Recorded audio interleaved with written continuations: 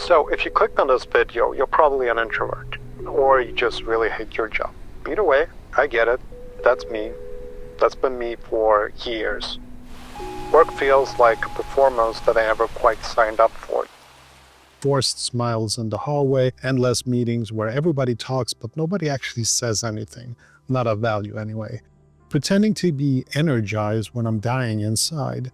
Acting like I'm someone I'm not, just to make it through the day without being labeled antisocial or not a team player. And it's exhausting, to be honest, Not the work itself, the act of pretending. And for the longest time, I thought that there was something wrong with me.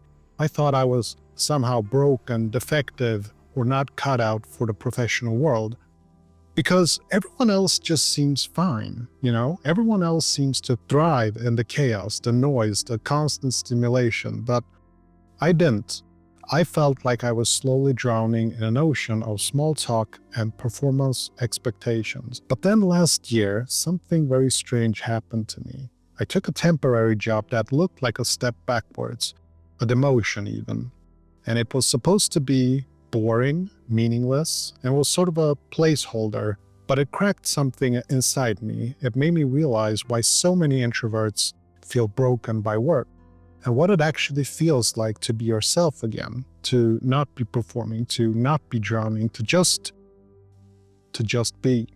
So, if you're exhausted by the noise, the pace, the relentless pressure to perform, if you're feeling like work is slowly killing something essential inside you, this video is for you. Now, let me tell you what happened and why it's not you. It's the system.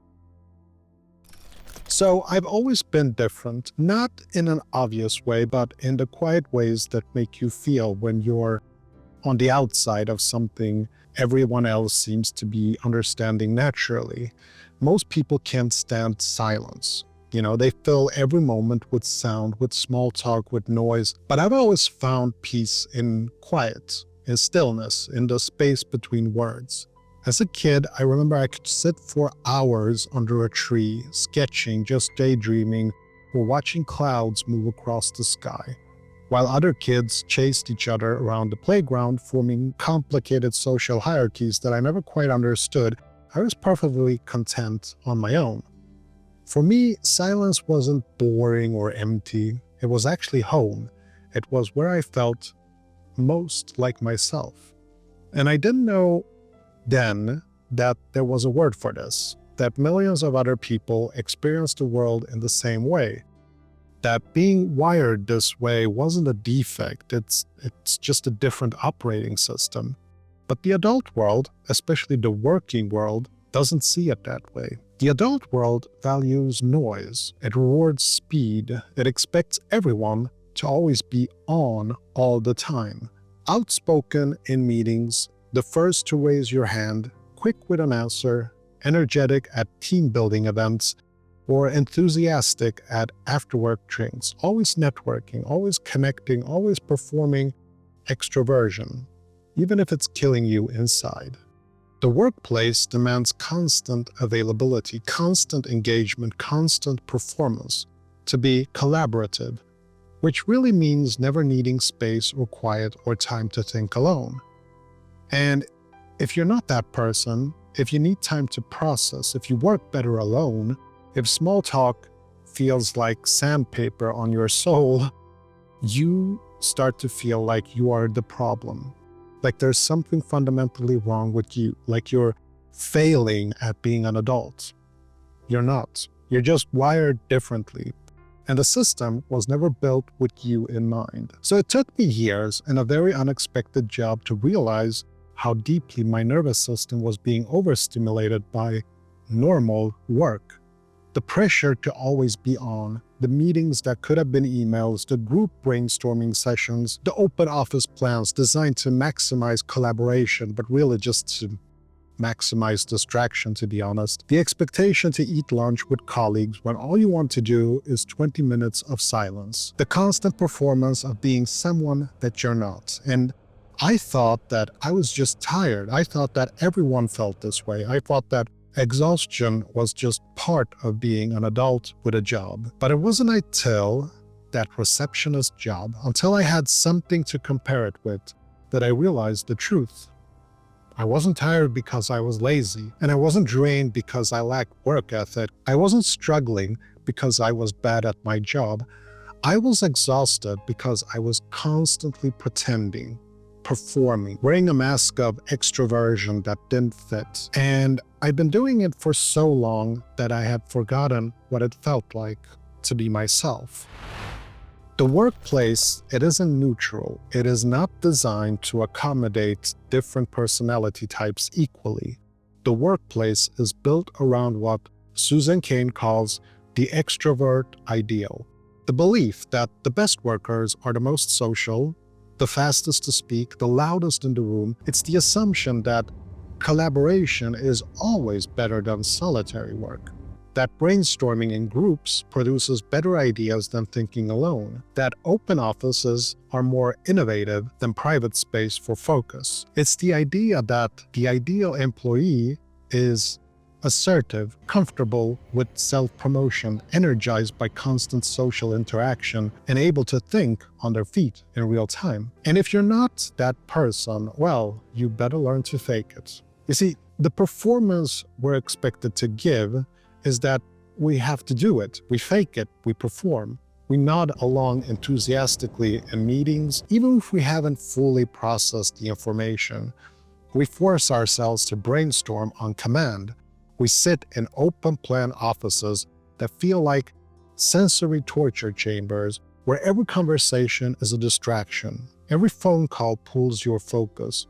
And we sort of smile through these team lunches when all we want to do is eat alone and recharge. We attend after-work happy hours not because we want to, but because being absent gets you labeled not a team player. And we practice speaking up first in meetings because waiting until you fully thought something through means someone else will say it first. We learn to interrupt, to talk over people, to claim space aggressively, even though it goes against every instinct we have. We perform confidence we don't feel, energy we don't have, enthusiasm that isn't real, all because the system rewards extroversion and punishes introversion. But here's what the system gets wrong. Introverts are not antisocial. We're not shy. I'm not shy. Shyness and introversion are completely different things. We're not awkward or broken or lacking in social skills. We just process differently. We thrive in calm, in focus, in depth, not in chaos, noise, and shallow. We need time to think before speaking, space to work without constant interruption, meaningful one-on-one conversations rather than superficial group chatter. We have just as much to contribute as extroverts, sometimes even more, but we contribute differently. And the modern workplace doesn't value that difference. It sees it as a deficit. Now, most jobs aren't just draining for introverts, they're actively hostile. The pace is just too fast, constant switching between tasks, no time for deep focus. The noise is too constant. Open offices, back-to-back meetings, always-on communication. The expectations are too far from how our brains work. Think faster, talk louder, show enthusiasm on demand. I used to think that I was bad at my job because I couldn't keep up with all the chatter, because I wasn't first to speak in meetings, because I'd go home after work completely drained, not from the work itself, but from the performance. I would collapse on my couch, unable to do anything but stare at my phone, too depleted to pursue my own interests, to work on my own projects, to engage with my family. I was just feeling empty, and I blamed myself for the longest time because, you see, I thought I was weak, lazy, or not ambitious enough, but it turns out I wasn't failing. It's just that the system wasn't built for someone like me. It was built for someone who gains energy from social interaction instead of losing it. You see, I was trying to run a race in someone else's shoes and wondering why my feet hurt.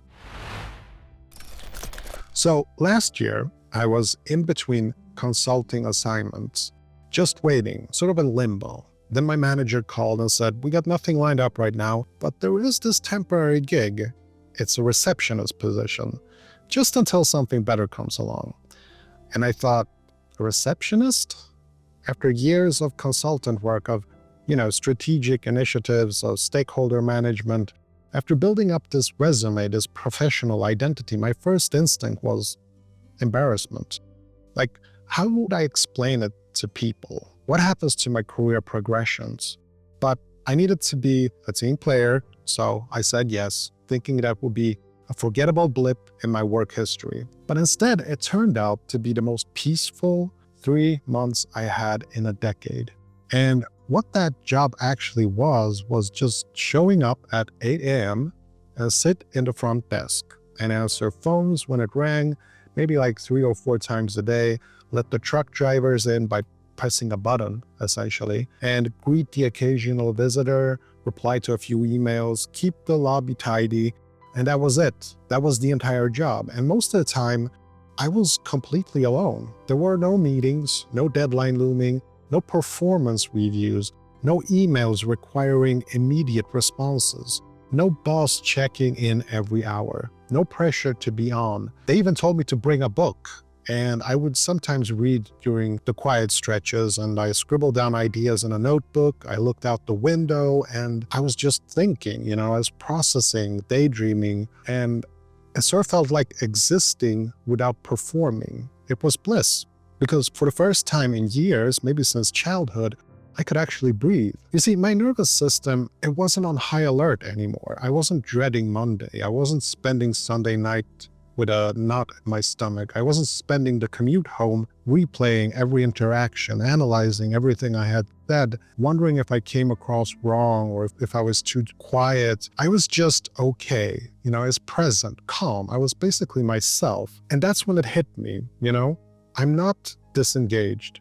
I'm not fragile. I'm not weird or antisocial or bad at professional life. I'm just introverted. And this was the first job in my entire adult life that didn't punish me for it. The first job that let me be myself instead of demanding I perform someone else. And the irony is that this job looked like a step backward that I was embarrassed to take, but it gave me something that no prestigious consulting position ever did. It gave me peace, it gave me energy, it gave me back parts of myself that I thought I had lost. I started making videos again, I started writing, pursuing projects I actually cared about, because I wasn't coming home completely depleted. And for 3 months, I remember what it felt like to not be exhausted all the time, to have energy for my own life, not just for performing at work. And when that assignment ended, when I went back to the real work, I realized that I would never be the same again.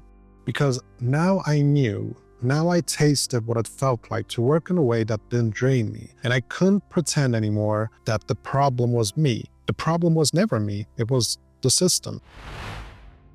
So one of the funny things about the receptionist job, and it's sort of the absurdity of it that became very obvious pretty quickly. Like, imagine those truck drivers had to call in to get through the gates, and I would answer and I would just let them in. I would press a button. That was it. That was the whole system. No security checks, no verification.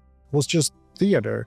The appearance of security without any actual security. And I remember this one day, the CFO walked by and he sort of looked at me sitting there with my book and said with a slight smile, like, isn't this position a bit pointless for someone like you? Because he knew my background. And I smiled back and I said, it's just about as pointless as anything else I've done. And he laughed because he thought I was joking. I wasn't, because that's the truth, that the uncomfortable truth of modern work is that much of it is actually pointless. I mean, we have meetings about meetings. We have emails that did not need to exist, tasks created for the sake of having tasks, reports that no one reads, initiatives that everyone knows will be abandoned someday, processes that exist only because that's how we always do it. Now, the anthropologist David Graeber called these bullshit jobs positions that even the people doing them suspect contribute nothing of value. And there are even studies that suggest that up to 40% of workers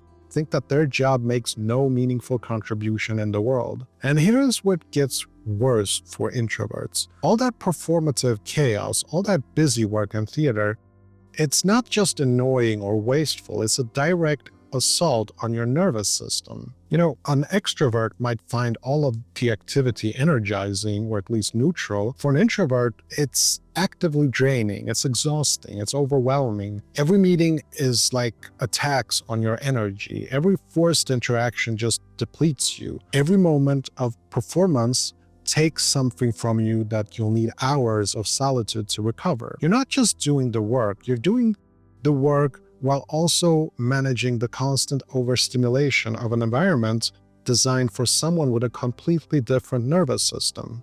It's like trying to sleep in a nightclub. Sure, you could probably manage it eventually, but you would wake up exhausted, not because sleep is hard, but because the environment is hostile. That's what most jobs are for introverts, nightclubs, where we're trying to do deep, focused, meaningful work. So we're constantly drained by work. And if you feel like you're barely holding it together, if you're exhausted in ways that sleep doesn't fix, it might not be because you're doing something wrong. It might be because your entire job is a maze you were never meant to run, a game designed for someone else's strengths, someone else's nervous system. Okay, so the truth is that I never put that receptionist job on my resume. It just didn't fit the story I was supposed to tell, the narrative of constant career progression. But that job gave me something more valuable than a bullet point on LinkedIn, more valuable than any title or consulting project. It gave me clarity and self-respect in a way, because it reminded me of who I am, without the noise, without the mess, without the performance. It showed me that I'm not broken, that introversion isn't a weakness, that needing quiet and space doesn't make me defective. It makes me different, and different is okay. You see, I know you might be thinking, well, why don't I just get a job as a full-time receptionist? But that's not the lesson here. And besides, they actually replaced me with an automated system. The position doesn't even exist anymore. And the thing is that for those 3 months, it existed for me. And I felt like myself again, not the corporate version, not the performing version, just me. And that matters more than any career achievement I've ever had. Now, sadly, I'm back, at staring at spreadsheets, at regular jobs, back to feeling that pressure creeping in again, that weight of expectations, that performance of competence, that exhaustion. But something is different. I'm not the same as I used to be because I've seen another way. And once you've tasted what it feels like to work in a way that doesn't slowly kill you, you can't fully go back to accepting the cage as normal. So my question for you is, what would it look like to build a life that actually fits you? Not the life you're supposed to want, not the career path that someone else told you to follow, but a life that fits your actual nervous system, your actual needs, your actual way of being. For me, that quiet receptionist desk gave me clues. It showed me what I need. I need minimal social stimulation. I need time alone to think. I need work that doesn't require constant performance. Now, for you, it might be something different. Maybe it's like working in a quiet library or writing code remotely, where you interact with humans very minimally. Maybe it's editing videos alone. Maybe it's working night shifts when the office is empty. Maybe it's freelancing where you control your own schedule. Maybe it's starting your own business where you get to design the work environments. But the honest truth here is that not all jobs are hell for introverts, but let's be very honest here, most of them are. Most of them are designed by extroverts for extroverts, with the assumption that everyone gains energy from the same things. Most of them mistake constant collaboration for productivity, noise for innovation, and visibility for value. Most of them will slowly drain you, slowly erode your sense of self, slowly make you believe that you're the problem, but you're not the problem, the system is. So you can start small, you don't have to quit tomorrow, you don't have to have it all figured out, just start protecting your peace. Start finding pockets of calm within the chaos. Start noticing what drains you and what restores you. Start building slowly towards something that fits better. Maybe that's setting boundaries, saying no to after-work drinks or eating lunch alone without the guilt, working from home when possible. Maybe it's building skills you can use in a more introvert-friendly field. Maybe it's starting a side project. Maybe it's just acknowledging the truth. You weren't built to run a race designed for someone else. You were built for depth and stillness and not chaos, for focus, not constant switching, for meaning, not performance. You don't have to keep pretending. You don't have to keep believing that you're broken because the system doesn't fit you. You can build a life that actually fits you. One small decision at a time, one boundary at a time, one step towards work that doesn't require you to betray your nature just to survive. Now, it won't be easy. The world still rewards extroversion, but it is possible and you deserve it. You deserve to feel like yourself, not just on weekends, not just on vacation, but in your actual daily life, in your actual work. That quiet receptionist desk taught me that, and I'm never gonna forget it. Work doesn't have to be hell, not for anyone, but especially not for introverts. The system wants you to believe that you're the problem, that you need to change, adapt, fix yourself, but that's a lie. You're not broken. The system is just loud. And somewhere out there is work that fits you, work that doesn't drain you, work that lets you be yourself instead of demanding you to perform to be someone else. Now, it might take time to find it, it might take courage to build it, but it exists, and you deserve to find it. Thank you for watching. Tap that like button to show your support. Subscribe for more content like this. Until next time, stay hungry, relentless, and strong in your journey of escaping wage slavery. Bye.